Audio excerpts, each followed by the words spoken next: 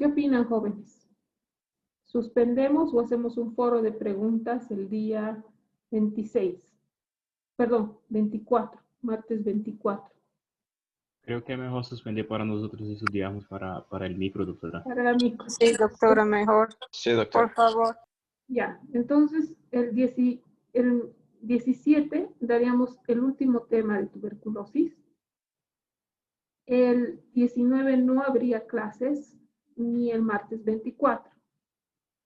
Los dos suspendidos, ¿ya? Martes y jueves. Y el 26 es el microparcial y después el 1 de diciembre el examen. ¿Les parece bien? ¿Dudas? Ya, ok, doctora. Sí, Van a doctora. tener por lo menos 2 semanas para estudiar. Es lo mejor. En fin, entonces admitiremos a todos que empecemos la clase. Espero que, bueno, la mayoría ya está casi aprobado con estos dos primer y segundo parcial, 50% ya deben tener casi aprobado. Solo les faltaría tal vez una pequeña nota para que no haya mucha presión. Tal vez con la micro ya terminan aprobando. Pero siempre es bueno tener buenas calificaciones, así que estudien. No es difícil, solamente tiene su cosa importante. Bueno, hay cosas que ustedes deben pulir. Hoy día vamos a ver cosas que ustedes ya saben, como copro y orina. Eso ya han debido ver en algún momento.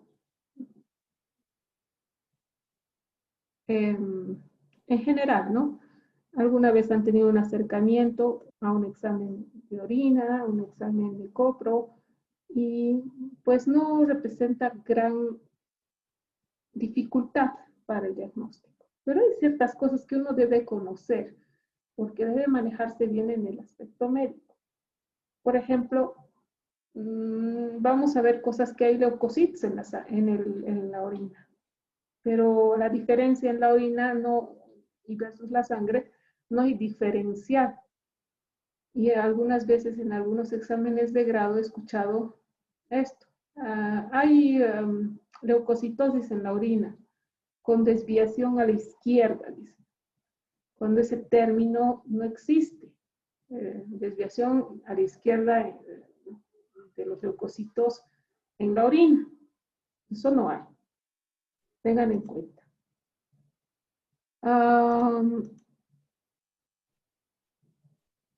Yo menciono que debemos prestar importante atención, por lo menos en este tema, si bien es muy general, incluso los bioquímicos dicen, hay infección urinaria, pero el médico debe manejarse con términos correctos, ¿no?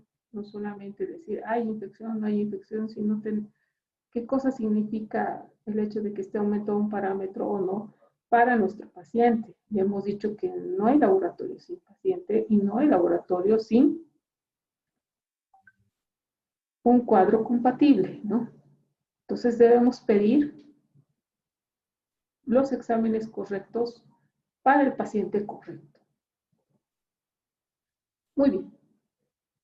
La orina es un ultrafiltrado del plasma y este se modifica al pasar por la nefrona mediante de procesos de absorción o secreción de agua, solutos, etc. y electrolitos, ¿no? La orina se elimina por las vías urinarias, eso a recuento nada más, y tiene caracteres en cuanto al examen general de orina, que son un examen macroscópico y un examen microscópico. El examen macroscópico se va a referir sobre todo a los caracteres que vamos a ver a simple vista, por ejemplo, color, consistencia, densidad y otros, ¿no? Cada color de orina representa una patología para nuestro paciente en algunos casos y otros pueden ser normales. Por ejemplo, en el caso del color normal de la orina, que es amarillo claro. Estoy diciendo amarillo claro y no claro, porque en la orina ultra clara quiere decir que hay una cantidad grande de filtrado por el riñón que está provocando la dilución de los electrolitos o que ha perdido la capacidad para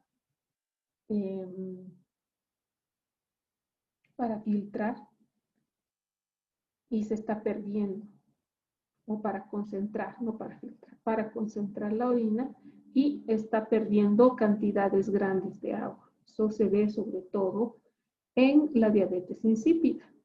Y vamos a ver también que habrá en esos casos poliuria y vamos a encontrar una orina incolora. Cuando encontramos una orina blanca, así, blanca lechosa, estamos hablando de piuria, que es pus en la orina, es decir, leucocitos en la orina. Estos leucocitos en la orina pueden deberse a una infección urinaria muy intensa o una sepsis urinaria y una quiluria, que es presencia de quilo en la orina. ¿Y dónde se va a presentar esas patologías? Cuando, sobre todo cuando hay ruptura de vasos linfáticos que llevan, o vasos en general, que conectan la vejiga con un linfático, ¿no? Y eso va a tener la orina de quilo. Túrbida. Cuando decimos que la orina es túrbida, es porque hay piuria, es decir, pus, leucocitos. También cuando hay fosfatos dentro de la orina y heces fecales, fecaluria. Cuando hay una orina amarillenta intensa, hablamos de que hay bilirrubina directa en la orina. Esta puede ser concentrada también cuando un paciente está deshidratado y dar ese aspecto amarillo intenso. Y también cuando se ha consumido medicamentos, preferentemente tetraciclina. Pero hay otros medicamentos que también pueden tener la orina de amarillo intenso, como por ejemplo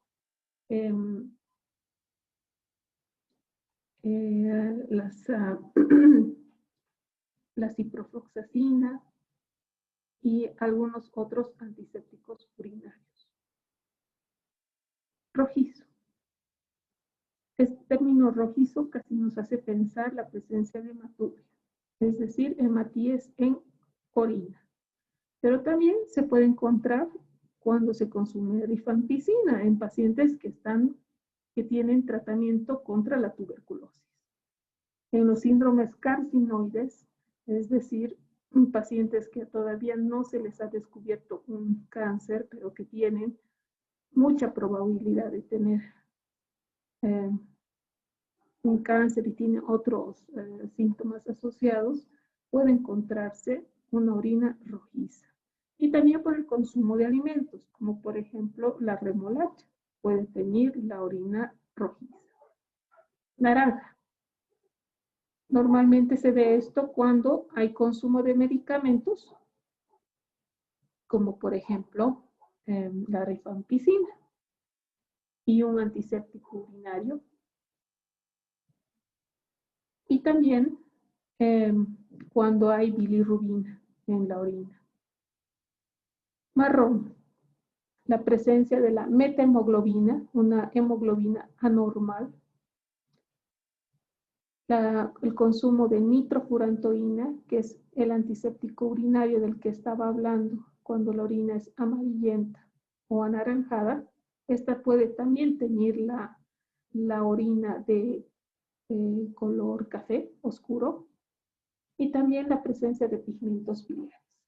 Cuando la orina es negro pardo, hablamos de presencia de melanina.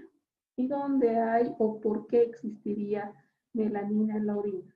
En cáncer, por ejemplo, cuando hay un cáncer que ya está diseminado al tracto urinario y es sobre todo de piel o con pigmentos de melanina, esa orina se va a teñir de negro. Las hematurias, cuando la sangre es muy consumida, es decir, cuando ha estado varias horas en el tracto urinario, en la vejiga y ha terminado oxidándose, pues termina oscura. y también negra. Y también con la intoxicación por el ácido fénico. Cuando el ácido fénico se ve sobre todo en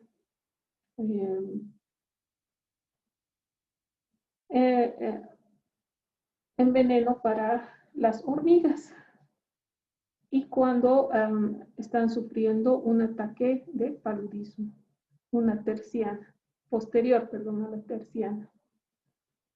Azul verdoso, muy extraño color, pero la orina puede terminar de ese color debido a la intoxicación por fenol, infecciones por pseudomonas sobre todo. Entonces tenemos que tener en cuenta esos probables diagnósticos cuando veamos el cambio de coloración en la orina. Densidad. Vamos a admitir a todos los que están en sala de espera.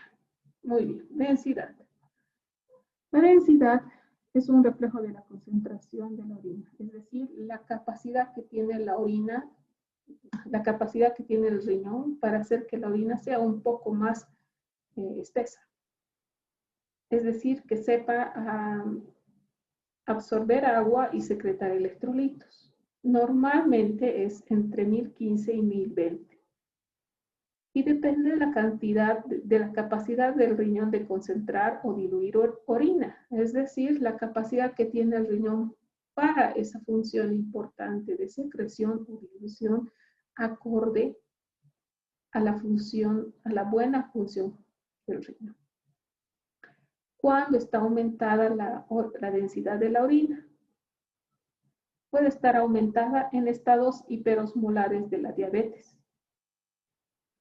en deshidrataciones severas, en insuficiencia renal, insuficiencia crónica, hepatopatías, vómitos y diarrea. Todo lo que conlleve aumentar la densidad es porque hay deshidratación de alguna forma. También hay pacientes que han consumido sal, sobre todo aquellos que les gusta la comida salada o han consumido bicarbonato de sodio o son aquellos pacientes que en las salas de terapia se les ha dado más electrolitos de lo debido. Esas orinas van a ser densas, es decir, su densidad va a ser mayor a 1020.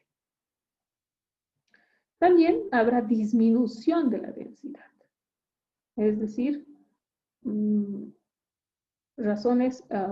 densidades menores a 1015. Y estas son por tubulopatías o pielonefritis. Pero también, ¿cuál es la causa más importante para la disminución de la densidad?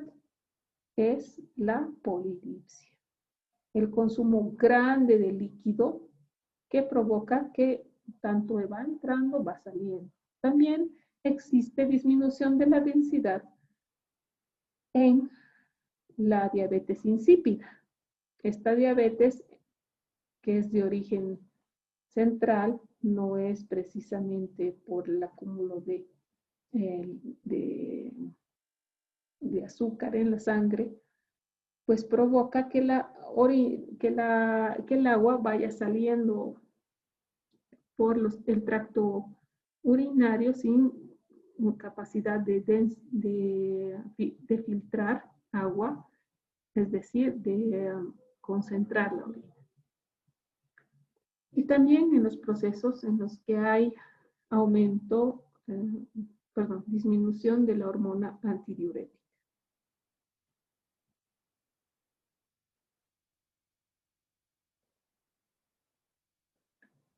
El volumen.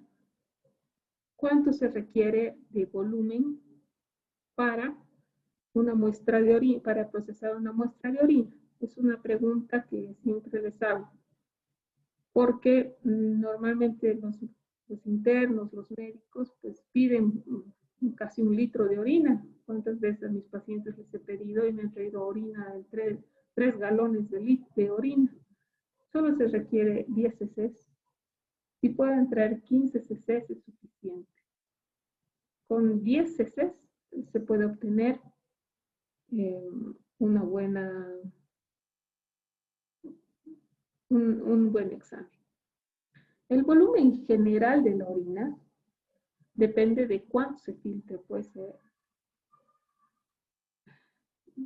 se filtre por el glomérulo. Es decir, si hay buen filtrado, hay buen volumen. No vaya a pasarles a ustedes que piden una muestra de 20 cc de orina y el paciente ni había tomado un vaso de agua, ¿no? Entonces, el paciente va a filtrar la cantidad de orina necesaria dependiendo de la hidratación.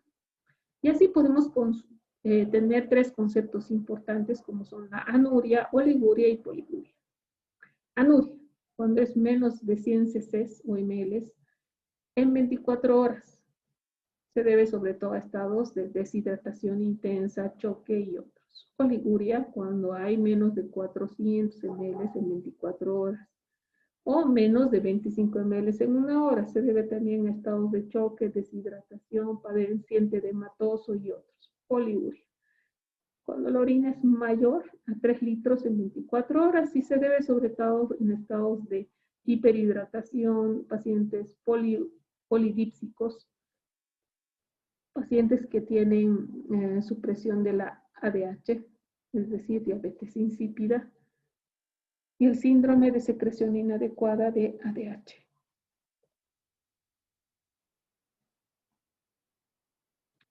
Muy bien, ahora hablaremos del pH. El pH en la orina normal es entre 4.6 y 8. ¿Qué quiere decir esto? Que es ligeramente ácida. Digo ligeramente porque, bueno, que la acidez es, ligeramente ácida y ligeramente alcalina. Si ponemos en consideración que el pH normal es entre 7.4 y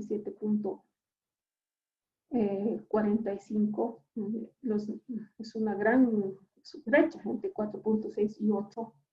Pues de repente podemos mal hablar diciendo está ligeramente ácida o ligeramente alcalina. Pero estos cambios o esta brecha grande responde a que es un mecanismo de defensa. Cuando se pierde o su acidez o su alcalinidad, la orina tiende a tener problemas de inmunidad. Por eso es importante mantener este pH en la orina. La orina ácida se refiere cuando hay una cantidad de menor a 4.6, es decir, hay una acidosis. Y esta acidosis en la orina se puede deber a estados como la acidosis metabólica, la deshidratación, que también es llevada por la diarrea, provoca también acidosis metabólica. La dieta cárnica, que nos habla también de la presencia de ácidos libres y la insuficiencia respiratoria crónica. Todo aquel estado que lleve a una acidificación corporal va a acidificar también la orina. Ahora, la alcalinización de la orina. Cuando es mayor el pH a 8, hablamos de este proceso y se debe sobre todo a una acidosis tubular renal, una alcalosis metabólica, un uso de diuréticos, alcalosis respiratoria, infecciones por proteos mirabales y dieta vegetariana. Es por eso que debemos hacer muy buena historia clínica cuando encontramos una orina con estas características. Bueno, y el ionograma urinario, que es lo que nos van a reportar los laboratoristas, es decir, la cantidad de electrolitos presentes. Es importante para la determinación y valoración diagnóstica de la hiponatremia y la hipopotasemia en una insuficiencia renal o en trastornos adrenales. Afortunadamente ustedes no tienen que saber las fórmulas para calcular la cantidad de electrolitos en las orinas, pero es importante para, como médico, conocer de dónde sale. Y no sé si están viendo esta fórmula, responde al filtrado, a la fracción de eyección, perdón, fracción de excreción de una sustancia. Es decir, digamos, si yo quiero saber la fracción de excreción del sodio, es igual a la cantidad de la sustancia en la orina sobre la cantidad de la sustancia en sangre dividido por la creatinina urinaria sobre la creatinina sérica por 100. Así se van calculando todos los electrolitos. Si quiero conocer la fracción de excreción del potasio, nada más tengo que calcular eso. ¿Y por qué hemos dicho la creatinina? No sé si se acuerdan, este es el primer tema. Bueno, no el primer tema, el tercer tema creo que ha sido. En cuanto a creatinina y urea.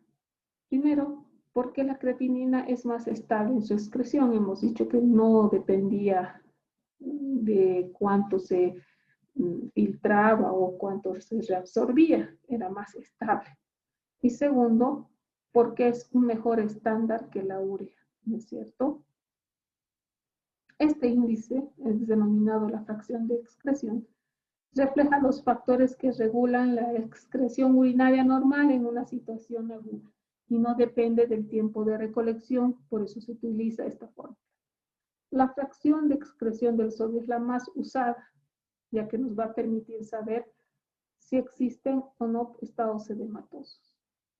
Menor a 1% de sodio en la orina nos habla de estados edematosos, es decir, hay acúmulo de sodio que no puede ser eliminado y esto conlleva a la mayor cantidad de adquisición de sangre, es decir, de reabsorción de sangre, donde existe un déficit de volumen plasmático efectivo. También existe esto en la insuficiencia cardíaca, en la cirrosis, en el síndrome nefrótico y en los estados de deshidratación en general. Valores mayores al 1% se encuentran en las necrosis tubulares, nefropatías perdedoras de sal, necrosis tubular aguda y en las alcalosis metabólicas y en el síndrome de excreción inadecuada de ADH. Sobre todo esto se da en la hipertensión encefálica, en los TECs graves y en otros. Bueno,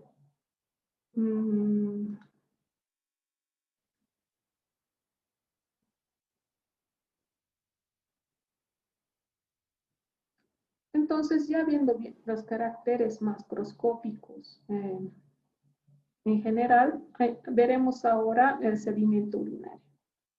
Y el sedimento urinario está formado por hematíes, cuerpos hialinos y leucocitos. Normal, el sedimento urinario es tener 3 a 5 hematíes por campo. Digo, hematíes de 3 a 5, porque si es hombre, 3 está bien y 5 en mujeres. Menos de 5 leucocitos por campo y algunos cuerpos hialinos y células epiteliales y cristales. Algunos cuerpos hialinos, repito, algunas células epiteliales y algunos cristales. Pero cuando el sedimento es más, tiene otras características, pues estamos hablando de estados patológicos. Y es el caso de la hematuria. Si hay más de 5 hematíes por campo, se llama microhematuria. Esta microhematuria se refiere a estados de lesiones del epitelio urinario, que recubre el riñón y que recubre pues, también la vejiga. Macrohematuria, cuando hay entre 100 y 150 hematíes por campo. Es un campo cubierto, normalmente dicen, que todo es sangre. Pueden reportarse la presencia de hematíes completos o sombras de hematíes. Estos hematíes completos son cuando son una gran cantidad de hematíes redonditos, así como uno se imagina en el microscopio. Y cuando dicen sombras de hematíes es cuando hay alisis de los hematíes, es decir, del eritrocito. Se han roto y solamente queda esa parte sin membrana celular. ¿Y cuándo hay estas sombras de hematíes? Cuando hay procesos de tipo lisis celular, si esta es nefrológica, es decir, desde el riñón ha habido algún problema, puede ser inflamación o lesión propia, hay más de 75 sombras de Matías. Y cuando es urológica, es decir, la hematuria es del tracto urinario posterior al riñón, las sombras de Matías van a menos del 17%. Y es importante saber si esta hematuria, bueno, díganle al Denner que ya no le voy a admitir porque está acabando la clase, ¿ok? Denner está en sala de espera. Conviene saber características de la hematuria en general, es decir, cómo están, si son campos cubiertos, de qué color es, si es oscuro, si es rojo claro, o tal vez, pues, si es negro. Y la presencia de cilindros y la presencia de proteinurias nos va a ayudar a un diagnóstico en general. Muy bien, pasemos. Los cilindros. ¿Qué son los cilindros? Cada vez que uno habla de cilindros en la orina, estamos hablando de moldes de túbulos renales constituidos de material proteínico o inclusiones celulares. Estas pueden ser hialinas o serias, cuando son simples, o con inclusiones, cuando se trata de hematíes, leucocitos, células epiteliales, granulosos, mixtos y otros. Entonces, ¿cuál es el carácter normal? Que sean solamente cilindros simples. Pero cuando existen en gran cantidad cilindros hialinos, estamos hablando de que ha habido una lesión en algún lado del cuerpo y que están provocando la eliminación de material hialino, es decir, están formados por una matriz proteica.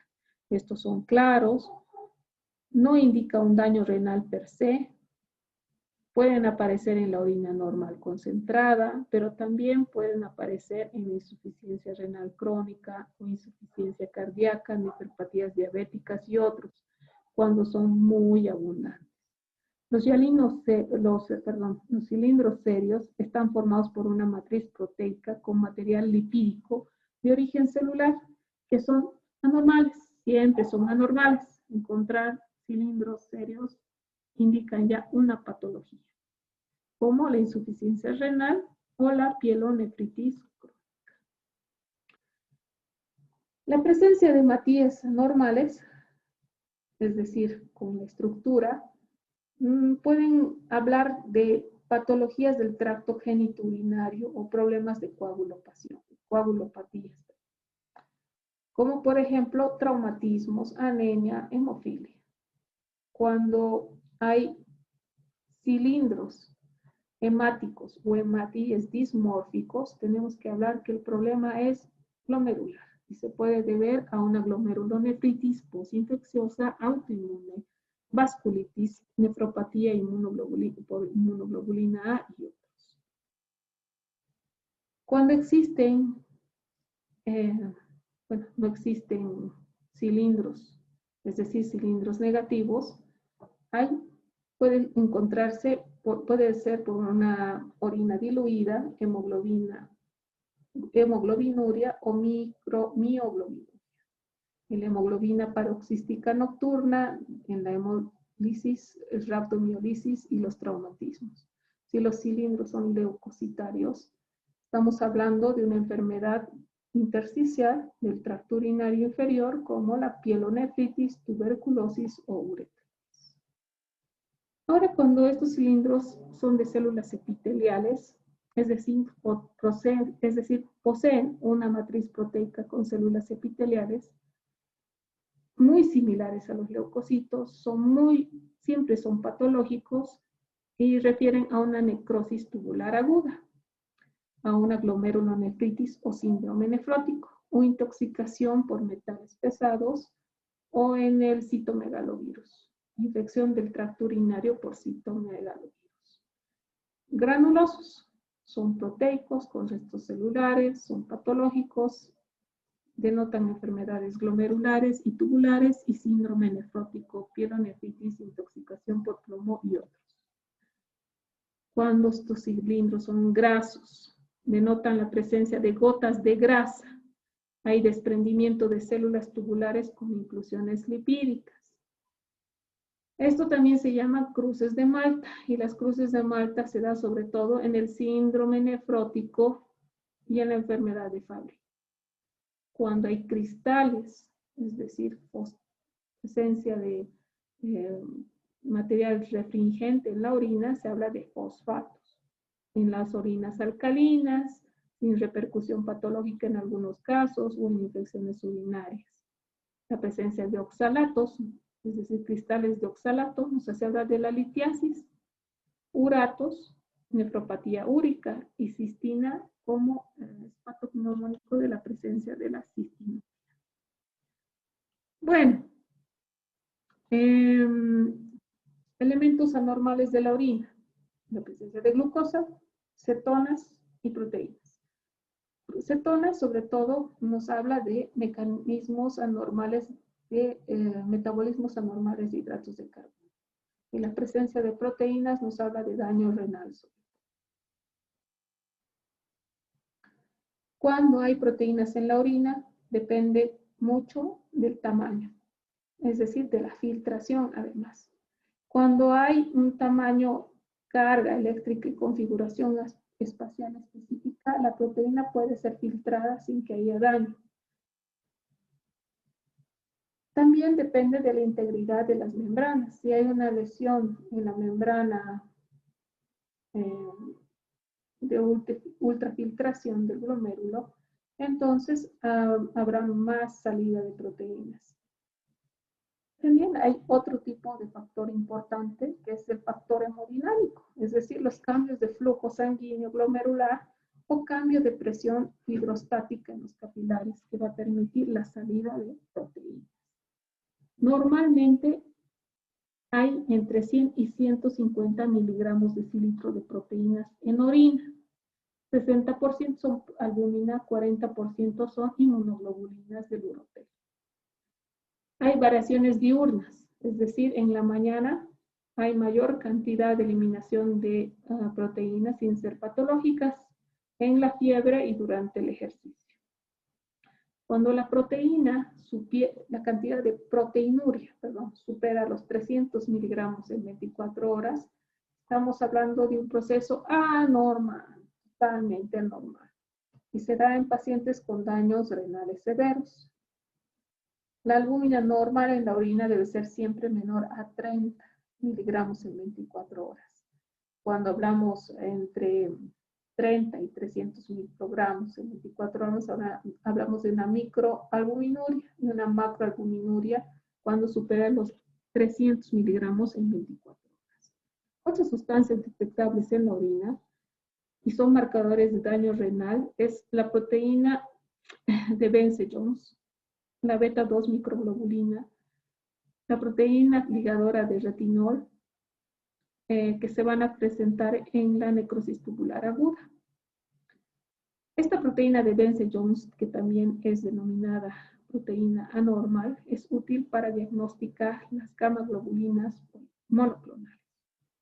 También la hemoglobina, mioglobina y hemosiderina son consideradas anormales. Heces.